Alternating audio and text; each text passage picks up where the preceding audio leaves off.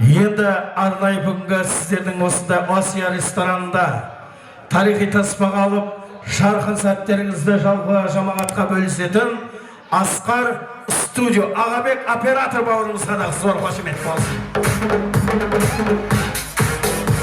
Және де арнайлап бүгінгі сіздерді әнмен әспеттеп, күймен көмкерген Заманбек студио інімізге зор қошемет болсын.